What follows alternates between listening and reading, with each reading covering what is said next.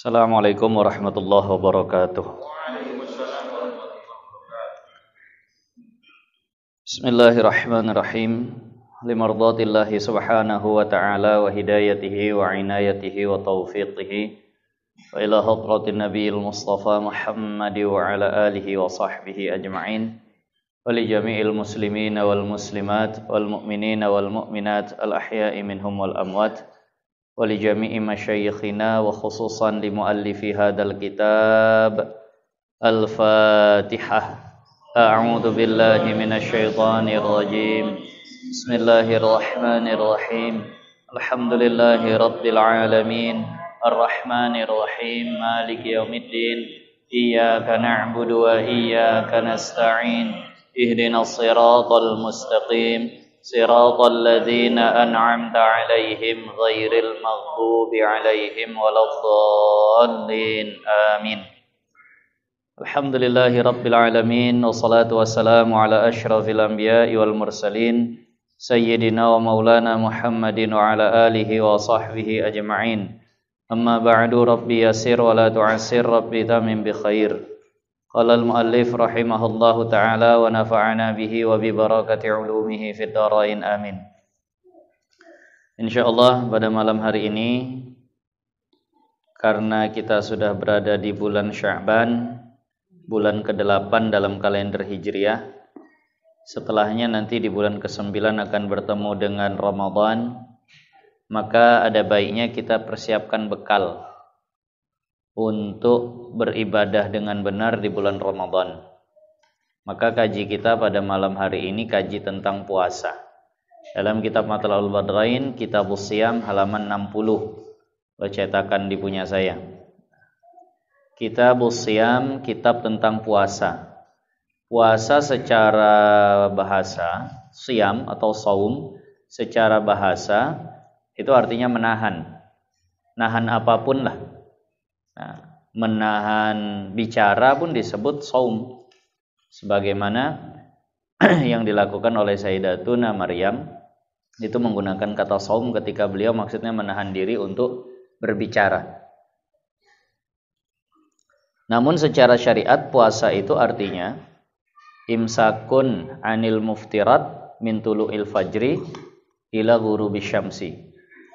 Menahan diri dari segala perkara yang membatalkan puasa dari sejak terbitnya matahari sampai tenggelamnya matahari.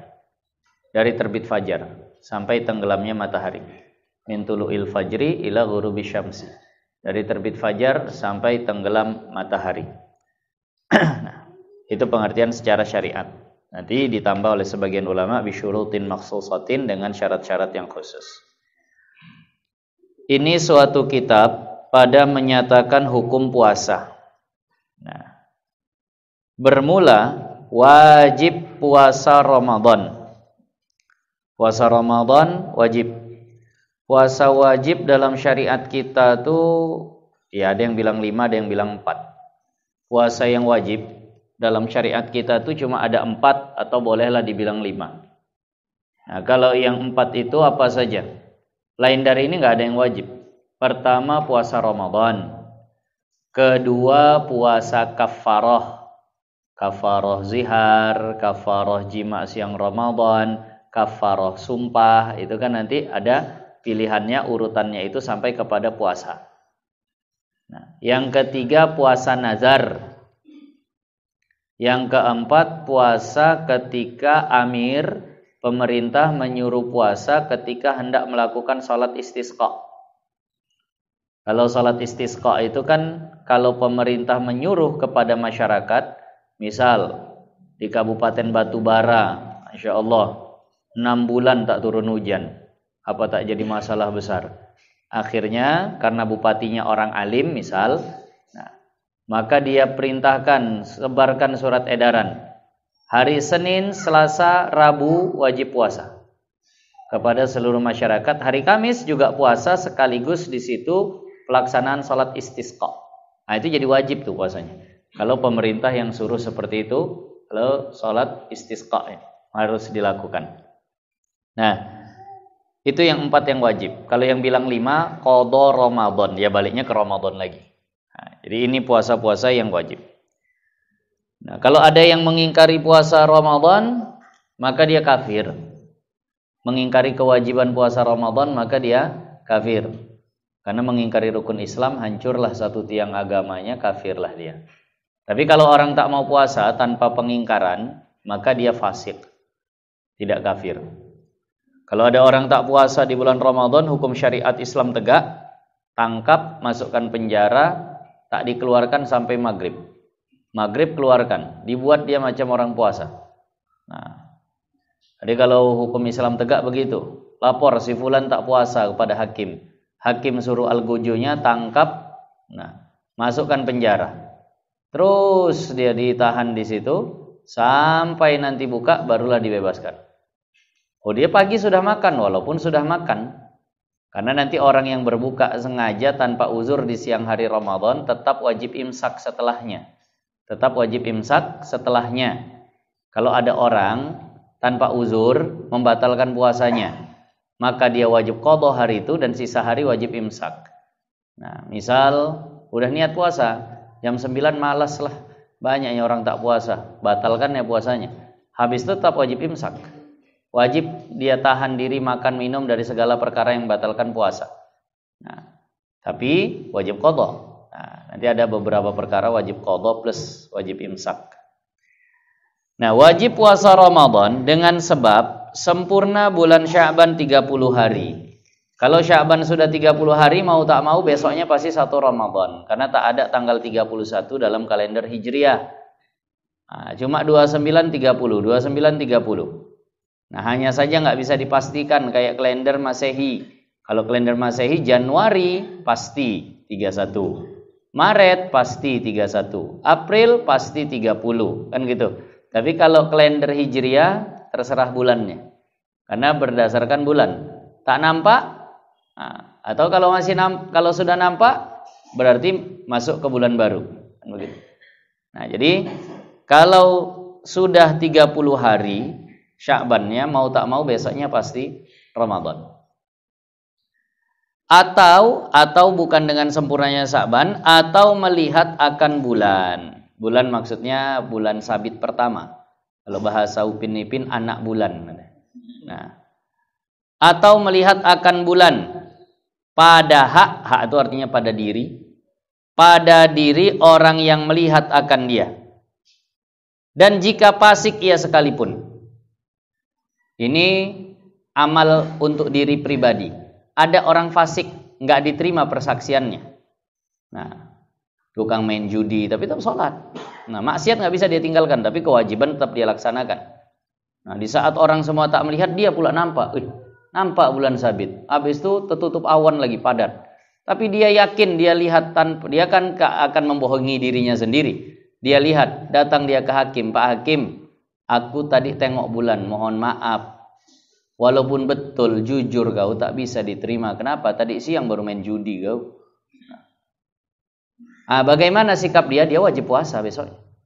Orang lain tak puasa, ya orang lain genapkan 30. Kalau dia karena sudah nampak, wajib pada dirinya dia puasa.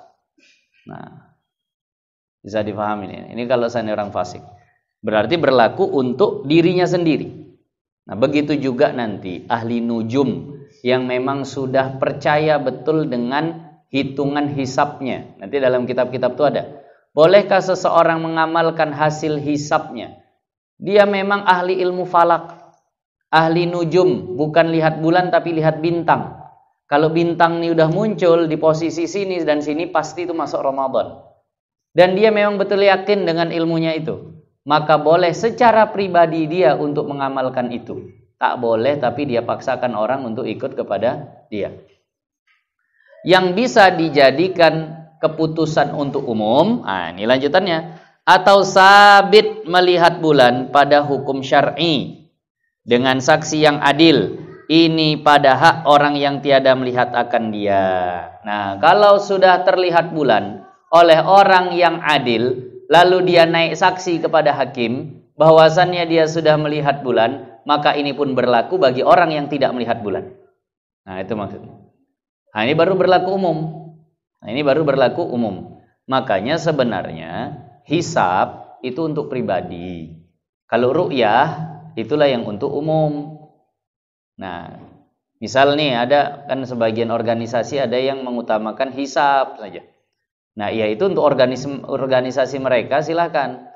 Orang lain boleh ikut. Nanti dalam kitab Tanwirul Qulub kalau dia yakin hasil hisab itu benar, menurut dia percaya kepada hasil hisab orang itu, boleh dia ikut kepada orang itu. Nah, tapi nggak bisa dijadikan pengumuman umum oleh hakim. Oleh hakim itu harus ru'yah. Kalau tak nampak ru'yah, ya udah 30 hari lah Sya'bannya. Nah. Atau alamat atas masuk bulan Ramadan atau tanda pada masuk bulan Ramadan. Nah, bagaimana caranya? Udah diputuskan hakim, cuma kalau dulu kan tak macam sekarang. Sekarang kirim via WhatsApp. MUI sudah putuskan bahwasannya begini, sudah nampak hilal, tersebar semua tahu. Dulu tak ada WhatsApp begitu. Hakim di tengah kota, yang tinggal di gunung, yang tinggal di lembah, yang tinggal tepi laut, segala macam, bagaimana kabar sampai? Menunggukan orang masing-masing menyebar, menyampaikan itu, takutnya sempat orang udah tak puasa besok. Maka dibuat tanda lah. Nah, tandanya apa? Nah, seperti ia melihat akan kindil, lampu ya. Nah, seperti ia melihat akan kindil yang dipasangkan dia pada menara. Nah, cari tempat paling tinggi, pokoknya itu tanda ganti bulan, awal bulan. Begitu nampak, udah hidup lampu, berarti besok kita puasa Ramadan. Kalau menunggukan ini disampaikan ke pintu-pintu, wah tak sampai, takutnya ada orang yang tak pasang niat. Nah, maka dipakai itu. Sekarang alhamdulillah udah ada handphone canggih. Nah, jangankan di tempat kita. Nah, puasa kapan titik awal Ramadan yang ada di Mekah sana pun bisa tahu kita. Kapan titik Ramadan yang ada di Zimbabwe sana pun kita bisa tahu. Kenapa itu kemajuan teknologi ini? Handphone. Nah, manfaatkanlah sesuai kebutuhan lah. Nah, kalau terasa lebih banyak mudaratnya tinggalkan. Nah, saya termasuk yang merasa lebih banyak mudaratnya. Saya termasuk yang lebih merasa banyak mudaratnya. HP saya begini aja sekarang. Makanya kalau ada Pak Isa nge-WA saya, tak nyampe ke saya. Tak ada lagi. Jadi mohon maaf lah, ada yang nyoba mungkin ngirim WA atau apa segala macam, tak sampai. Nah, jadi tadi. Nah, jadi sampainya itu kepada istri saya. Digandakannya WA di HP-nya, dibuatnya jadi satu nomor saya. Nah, masuk ke dia lah itu semua. Nah, itu tadi lah. Makanya saya tak bisa macam-macam. Nah, karena WA terbaca terus sama istri kan. Jadi karena saya rasa memang habis waktu kadang habis waktu, kadang di hadapan orang pun lagi ngobrol, lagi kumpul, ada sebagian orang ngasih tangan di handphone saja, merusak adab juga. Nah, kalau ini apa yang nak dilihat? Nah, tak ada. Jadi akhirnya kita bisa fokus kasih perhatian kepada orang yang sedang berada di hadapan kita. Kita bisa fokus kepada orang yang memang sedang menjamu kita atau yang lainnya. Nah, malam, siang, pagi, sore HP saja. Tak anak, tak mama, tak ayah, semua pegang HP. Nah. Allah. Jadi makanya saya ngerasakan adalah kayaknya saya tak berFacebook, tak berinstagram, tak berapa, udah pokoknya ada kabar kalau yang penting disampaikanlah sama istri saya itu. Tadi di WA ada informasi begini. Nah, dia saya yang sampaikan. Nah, saya pun tak sempat baca lagi. Dah, cukup ini saja pun saya kadang terganggu. Nah, tadi malam pulang ngaji Pak Isa tengok, Masya Allah 11:30 saya pulang, Pak Isa nelpon. Dan nak tidur terpaksa lah, ada apa lah Pak Isa nelpon lagi. 11:30 nelpon balik Pak Isa. Supaya nak bertanya hukum. Allah, itu masih bisa lagi lah. Kalau udah ngantuk takut tersalah fatwa. Nah, jadi kalau sekarang udah ada handphone bisa, dulu tidak, maka dihidupkanlah lampu tindil di atas itu nampak oleh semua orang, berarti masuk Ramadan. Itu bisa dijadikan tanda peralihan bulan ke bulan Ramadan, dari Sya'ban ke Ramadan. Nah, atau didengarnya akan umpama bakar meriam, ya, gitu bacanya. Suara meriam. Nah, suara meriam, wah itu tanda. Terserahlah apa yang dibuat negara tuh. Nah, dibakar terus wah, meledak. Maka itulah yang jadi tanda suaranya. Kalau tadi nampak, nah takutnya ada yang buta, tak tahu. Pakai suara lagi. Kalau suara saja yang peka tak dengar. Maka dibuat dua bagusnya. Pakai tanda dihidupkan tindil di atas, pakai suara lagi. Jelas. Dan barang sebagainya ataupun yang lainnya lah, kalau sekarang pakai handphone tadi. Daripada barang yang berlaku adat dengan dia sekaliannya, seperti hukum melihat akan bulan, maka semua itu dijadikan hukumnya seperti melihat akan bulan. Orang dulu percaya saja, amanah-amanah hakimnya, khalifahnya itu amanah-amanah. Jadi nggak akanlah bahasa yang seperti itu dipermainkan. Nah. Dan apabila melihat bulan pada satu negeri, niscaya wajib pula puasa ahli negeri yang hampir dengan dia yang satu matlaknya. Kalau di satu tempat nampaklah bulan, maka daerah-daerah yang matlak bulannya, matlak itu tempat terbit ya, tempat terbit bulannya sama dengan negeri itu, wajib juga dia berpuasa. Kita bilanglah misal saja nih, kecamatan apa? Ini kecamatan Medang Deras. Kecamatan Medang Deras. Di sini nampak bulan. Lalu yang di kecamatan Indrapura, misal Indrapura itu apa? Saya suka. Misal yang di kecamatan saya suka, wajib nggak puasa? Wajib, karena masih satu matlak. Nah, kalau masih satu matlak, nampak di satu tempat, yang satu matlak, wajib semuanya ikut puasa. Nah, dengan negeri yang dilihatkan bulan itu. Kalau satu matlak dengan negeri yang nampak bulan itu, maka wajib puasa. Bersalahan, berbeda hukumnya, negeri yang jauh. Tapi kalau negerinya jauh, yang bersalah-salahan matlak, yang sudah tidak satu matlak, tidak satu tempat terbit bulannya, tiada wajib puasa. Maka tak wajib puasa. Inilah yang tadi kami bahas. Jadi, ukuran satu matlak itu seberapa? Ukuran satu matlak itu seberapa? Ulama banyak pendapat tentang ini. Pendapat yang paling dekat itu, pokoknya kalau sudah jaraknya lebih dari masafatul qasar 90 km 2 marhalah, itu udah beda matlak. Jadi 2 marhalah saja. Itu udah beda matlak. Imam Syarqawi dan beberapa ulama lainnya menyatakan 24 farsakh, sekitar 130 km. Itu batasan matlak satu daerah dengan daerah yang lain. Kalau sudah beda 130 meter, maka bedalah matlaknya. Nah, sekarang wallahu a'lam, saya tak berani nyalahkan, tapi saya juga belum dialog. Sekarang di Indonesia ini macamnya satu Indonesia itu harus sudah satu matlak. Padahal waktunya saja beda, ada WIB, ada WITA, ada WIT, menunjukkan jauhnya lah, lebarnya Indonesia tuh, sampai waktu pun bisa berbeda-beda. Tapi yang sekarang kenyataannya kadang kita lihat di Makassar sudah terlihat hilal, udah berlaku sama seluruh Indonesia tuh. Padahal kalau nggak satu matlak nggak bisa diberlakukan seperti itu. Nah, padahal kalau tidak satu matlak tidak bisa diberlakukan seperti itu. Dan sekarang orang itu merasa khawatir betul, takut betul, dan gelisah betul kalau seandainya dia puasa berbeda dengan hari puasa orang-orang yang ada di tempat lain. Padahal ulama dulu biasa. Di Dimyat masih puasa, di Mesir udah raya, itu biasa. Di Dimyat masih Sa'ban, di Mesir udah Ramadan, itu biasa. Ulama-ulama dulu tak ada masalah. Kalau kita mesti kalau bisa satu dunia sama semua. Satu dunia kalau bisa sama semua waktu puasanya. Kalau tak begitu. Nah, sekarang lagi seolah negara sudah matlaknya itu. Padahal tidak. Kalau dilihat matlak, kita sama Malaysia itu lebih dekat daripada kita ke Jawa kan gitu. Seharusnya kalau Malaysia udah nampak, semenanjung Malaysia itu udah nampak bulan, udah lebih dekat tuh matlaknya. Mungkin kita satu matlaknya sama Malaysia. Tapi Jawa juga kita ikut. Di Solo udah nampak bulan dah, ikut kita puasa. Nah, di sini biasa di Medan, tempat mengamati bulan tuh di gedung Pascasarjana UMSU. Di UMSU sana ada teleskop yang besar yang bisa digunakan untuk melihat. Nah, kalau situ nampak aman lah, bisalah diberlakukan. Kesini pun masih bisa. Nah, ke sini pun masih bisa. Kenapa? Karena tadi 130 km. Masih dapatlah ke sini. Nah, jadi makanya maunya itu ya per kabupaten.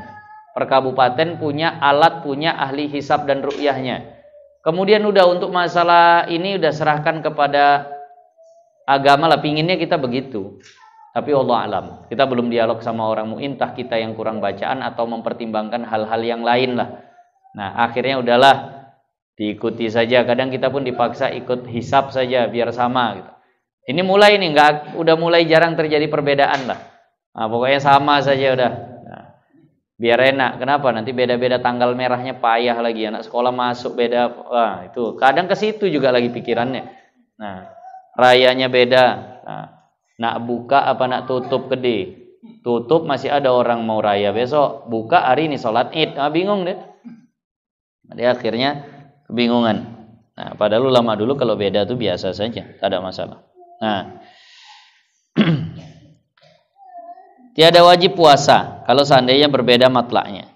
Dan dikehendaki dengan bersalah-salahan matlak itu bahwa jauh antara dua tempat. Sekira-kira jikalau dilihat bulan pada salah satu daripadanya, tiada dilihat pada satu yang lainnya pada ghalib. Ya, kalau situ nampak bulan, sana enggak nampak, itu berarti udah beda matlak lah itu. Nah, itu ukurannya. Makanya beda-beda. Tadi mohon maaf, tadi ada dialog di rumah, ada agak tersilap. Kalau misal ini yang sempat dibahas di sana, kita di sini masih puasa. Terus berjalanlah kita ke satu daerah. Misal ini kita bilanglah ini tanggal 30 Ramadan di tempat kita. Lalu kita beralih ke negeri lain, ternyata di sana sudah sholat Id atau orangnya sudah pada berbuka. Karena sekarang kendaraan cepat kali. Jadi di sini tanggal 30 Ramadan kita masih puasa. Lalu kita berangkat jam 7 pagi. Terus berangkat misalnya kemana lah kita katakan. Misal kita ke daerah yang agak lebih jauh, ke India lah misal. Sampai India misal jam 11 siang. Jam 11 siang di sana orang udah pada Idul Fitri. Maka saat itu kita wajib buka dan enggak wajib qadha. Kenapa? Karena 29 udah dapat. Ini hari 30 batalnya. Tapi kalau ternyata nih di hari ke-29, di hari ke-29 nih, 29 Ramadan, berangkat jam 7 naik pesawat cepat sampai ke India, ternyata di sana orang sudah pada Idul Fitri, misal begitu. Nah, ataupun bagaimanalah. Nah, sementara ini masih 29, kita wajib buka dan wajib qadha. Kenapa? Karena tak mungkin puasa 28. Nah, minimal 29. Nah, itu tadi. Kemudian kita lanjut lagi. Bermula syarat bagi sah puasa itu beberapa perkara. Ini masuk syarat sah puasa. Bermula syarat sah puasa itu beberapa perkara. Pertamanya Islam. Maka tiada sah puasa orang kafir. Jadi Islam dulu, kalau orang kafir tak sah puasa. Nah, kalau ada orang kafir tak puasa, berdosa. Loh, dia kan udah kafir, ngapain lagi dibilang berdosa? Begini, orang kafir yang tidak sholat, orang kafir yang tidak puasa, masuk neraka dapat azab atas kekafirannya, plus ditambah azab meninggalkan sholatnya. Ini misal begini nih, ada orang Islam meninggalkan sholat, apa hukumannya? Misal lah kita bilang misalnya direbus di api, nah, direbus di minyak panas misal saja. Ada orang kafir, ya dia udah diazab dengan kekafirannya, plus tambah lagi azab meninggalkan sholat. Jadi ada juga tuh tambahannya. Nah, jadi dia bukan hanya udahlah dia udah kafir udah, enggak. Semua kewajiban orang Islam yang tidak dilakukan orang kafir itu siksanya juga didapat sama orang kafir itu. Nah, tambahan dari siksa kekafirannya. Jadi itu kata ulama. Maka tiada sah puasa orang kafir. Maka jika murtad pada satu lahzah daripada harinya, batal puasanya.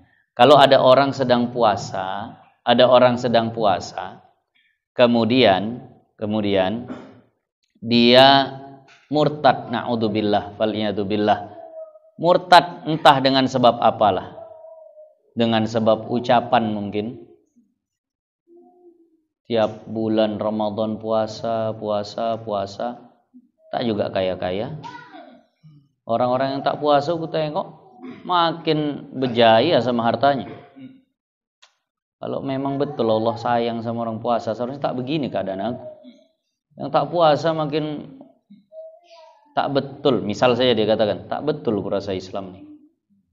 Masuk agama orang tua aja lah aku. Misal dia bilang begitu. Kan kafir tuh. Nah, walaupun selahzah lah begitu, langsung batal puasanya tuh. Saat tuh langsung dapat lagi hidayah, astagfirullah, apalah aku bilang nih.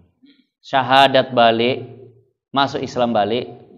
Nah, masuk Islam balik, tapi udah batal puasanya. Wajib imsak enggak? Wajib imsak. Nah, tadi wajib qadha juga karena udah batal puasanya. Nah, tadi. Nah, ini beda kasusnya dengan wudu. Beda kasusnya dengan wudu. Kalau wudu murtad tak batal. Habis wudu sama pikiran kayak tadi. Sehari sholat 5 kali, sehari sholat 5 kali. Orang tuh seminggu sekali aja. Tengok duitnya lebih banyak, hidupnya lebih enak. Masuk agama orang tua aja lah aku misal na'udzubillah, dia katakan begitu. Kafir dia. Langsung saat itu juga dia sadari kesalahannya, syahadat balik. Batal nggak wudunya? Tidak, boleh langsung sholat.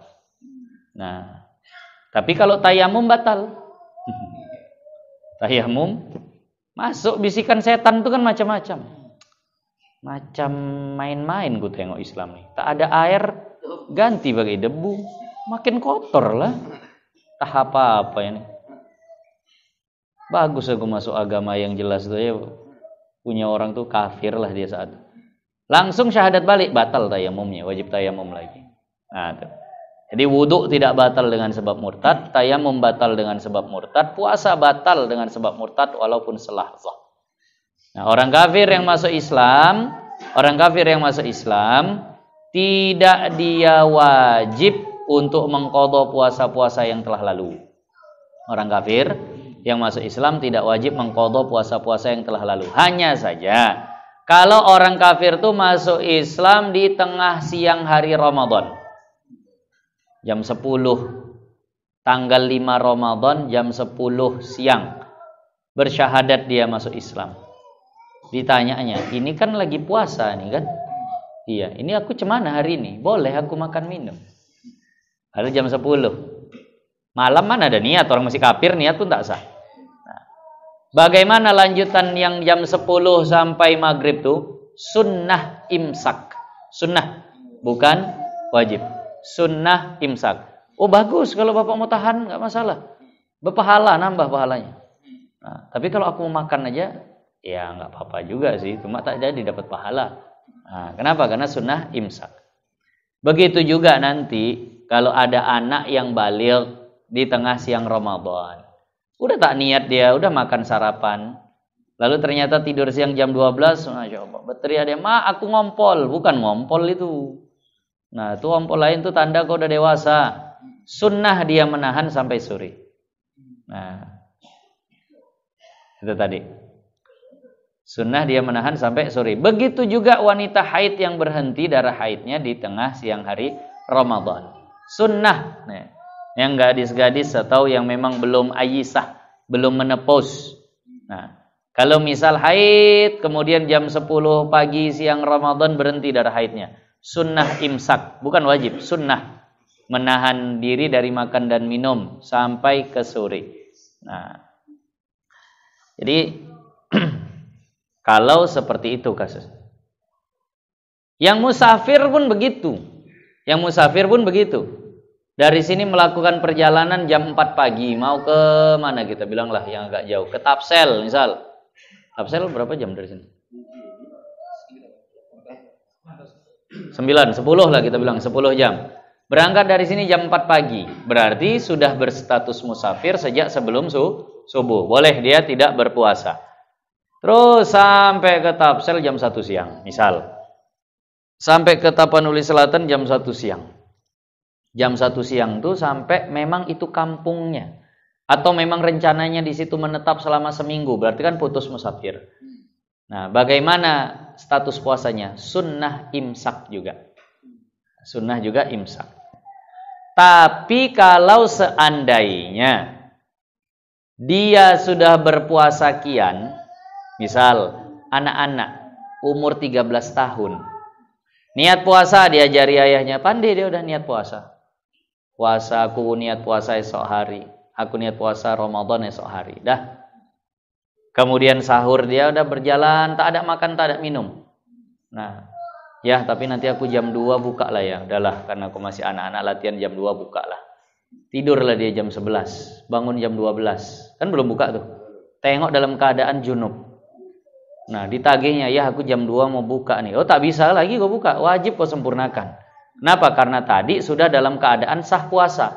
Anak-anak itu bukan tidak sah puasa, tidak wajib puasa. Puasanya sudah sah tuh yang tadi dia lakukan.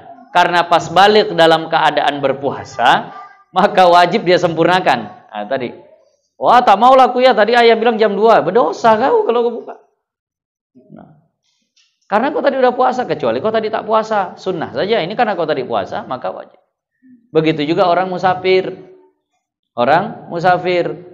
Udahlah puasa sajalah. Kayak tadi berangkat jam 4. Sampai tempat tujuan, sampai ke kampungnya jam 1. Aku kan tadi musafir, boleh aku tak buka. Tapi belum ada makan. Kalau udah sampai nggak boleh lagi. Lanjutkan, wajib puasa, disempurnakan. Paham bedanya sama yang tadi ya?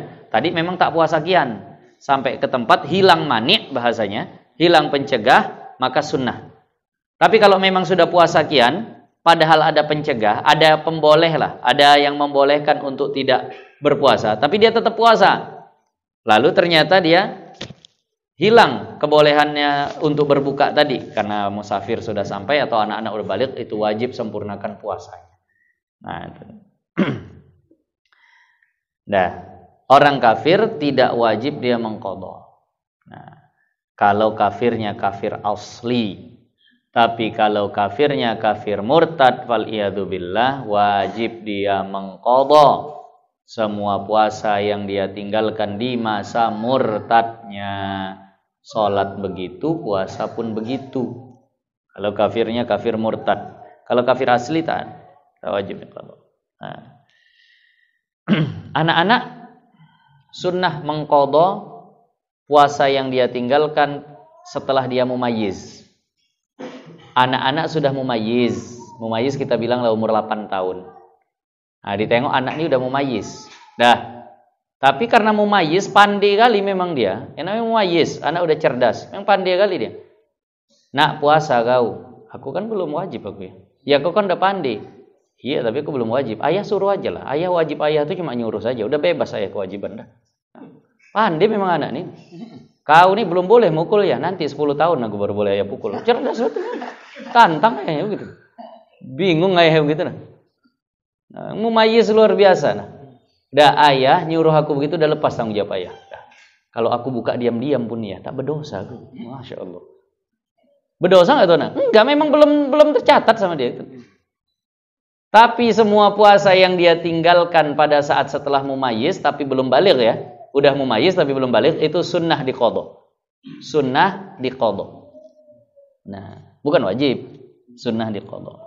Punya anak begini repot juga ini. Allah, karena memang ya kalau sebagian kitab tuh haram mukul anak sebelum 10 tahun itu haram. Apapun salah anak. Nah, kita anak umur 4 tahun 5 tahun pun dihajar. Allah. Rasulullah itu umur 7 tahun suruh. Umur 10 tahun baru kalau tak mau pukul. Banyak-banyak lagi kita minta maaf sama anak-anak. Nanti raya cium tangan anak, bukan anak cium tangan gitu.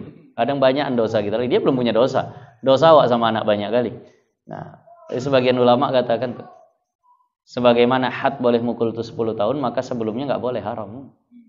Atau ulama seperti itu. Nah, kalau dulu ajaran paman kami lah. Nah, abang dari ayah uak kami, Pak D kami bilang. Kalau mau mukul anak tuh pukul aja yang kuat. Tapi sebelahnya, artinya temboknya dipukul, lantainya dipukul. Jangan kena badan anaknya. Wah, kami itu kalau anaknya marah, dilemparnya sendal tuh kuat-kuat, tapi tak pernah kena. Bukan tak pandai ngelempar. Nah, memang begitulah caranya. Jangan kenakan ke badan anak. Nah, dipukul oleh pintu. Anak berdiri situ, pukul, tapi sampingnya gitu. Udah takutan dia tuh. Nah, jadi begitulah gitu. Nah, jadi kalau mukul langsung berdosa kata ulama. Ya Allah, banyaklah kita minta maaf sama anak. Nah, tadi. Nah, samalah mau yang bentuknya yang mana. Ada orang tak mukul tapi dicekeknya anaknya itu. Dibanting, tak mukul aku banting. Sama. Nyakiti banget. Nah, itu yang pertama, harus Islam. Nah, harus Islam. Keduanya, yang kedua, nah, berakal. Yakni tamyiz, mumayyiz. Maka tiada sah puasa yang tiada mumayyiz. Maka tiada sah puasa yang tiada mumayyiz. Nah, orang gila tak sah puasanya. Anak-anak umur 3 tahun, 4 tahun, 5 tahun belum mumayyiz, silahkan aja mau dia ikut, tapi sebenarnya tak sah. Nah, dan yang hilang akalnya tak sah puasa. Maka jika kedatangan gila pada satu lahzah daripada harinya, kalau seandainya kumat gilanya, sebentar saja, 10 detik saja. Nah, tak sampai semenit, 10 detik memang dia tahu betul tadi kumat gilanya. Gila ya, bukan pingsan, bukan apa, ini memang gila. Nah, batal puasanya. Nah, walaupun sebentar.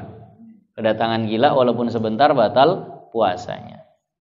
Tetapi jikalau datang pitam atau mabuk, pitam ini tidak sadarkan diri karena sakit ataupun pingsan lah. Bisa pingsan disamakan dengan pitam. Kalau datang pitam atau mabuk, tiada batal puasanya jika ada siumannya pada satu lahzah di dalam harinya. Nah, hukum gila, sebentar saja dia gila langsung batal puasa hari itu. Nah, sebentar saja dia gila langsung batal pada hari itu. Pertanyaannya, wajib qadha enggak kalau gila? Kalau waktu gila itu wajib qadha tidak? Tak wajib qadha kalau gilanya tidak disengaja. Dan kalau gilanya tidak disengaja. Ada gila disengaja, ada. Udah tahu sabu merusak saraf, dihisap juga gila. Kalau ini wajib qadha karena ta'adi. Nah, adapun kalau pingsan atau pitam, nah, lagi puasa, pingsan dari habis sholat subuh, masuk bukan habis subuh lah, habis sahur, udah niat, udah sahur, habis itu terpleset jatuh pingsan, siuman jam 6 sore, setengah jam lagi buka, baru sadar dia. Cemana puasanya, batal atau tidak? Tidak. Selama masih ada saja sadar dia sedikit di siang hari itu, maka puasanya sah. Nah, tadi. Atau bukan di akhir siumannya, di awal. Misal, sudah sempatlah habis sholat subuh, Nah, udah tadi malam udah niat, udah sahur nih habis sholat subuh, berzikir dia adalah setengah jam habis sholat subuh, berarti udah mulai belum tuh puasa? Udah, kan gitu. Habis itu pingsan. Terbangun jam 8 malam. Sah nggak puasanya itu? Sah. Nah, mau di pangkal siumannya, mau di akhir siumannya, atau di tengah-tengah siumannya. Di tengah-tengah gimana? Habis sahur, pingsan. Belum masuk subuh lagi. Terus pingsan. Setengah 12 sadar bentar. Nah, berjalan paling berapa langkah, jatuh lagi, pingsan lagi. Nah, tapi memang tadi udah sadar penuh gitu. Nah, terus bangun lagi jam 8 malam. Sah puasa. Pokoknya mana-mana dia ada siuman di siang hari itu sebentar saja, maka puasanya sah.